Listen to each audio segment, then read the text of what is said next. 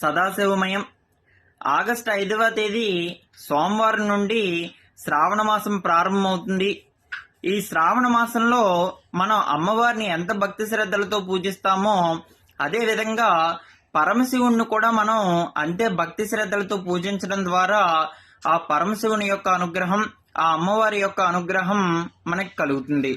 ఎందుకనగా ఈ యొక్క శ్రావణ మాసంలోని పార్వతీదేవి ఘోర తపస్సును ఆచరించి ఆ యొక్క పరమశివుణ్ణి ప్రసన్నం చేసుకున్నది.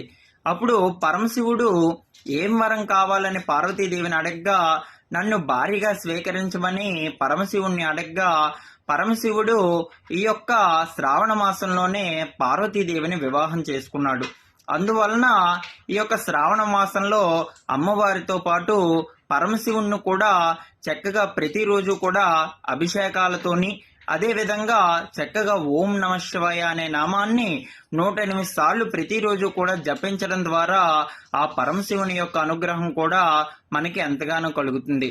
అందువల్ల శ్రావణ మాస సోమవారాలు, శ్రావణ మాస శుక్రవారాలు కూడా మనకి అత్యంత ఫలితాన్ని ఇస్తాయి. అదేవిధంగా ఈ శ్రావణ మాసంలోని నాగపంచమి, వరలక్ష్మీదేవి వ్రతం వంటి ముఖ్యమైన కార్యక్రమాలతో పాటు మంగళ గౌరీ దేవి వ్రతాలు కూడా నిర్వహించుకుంటారు.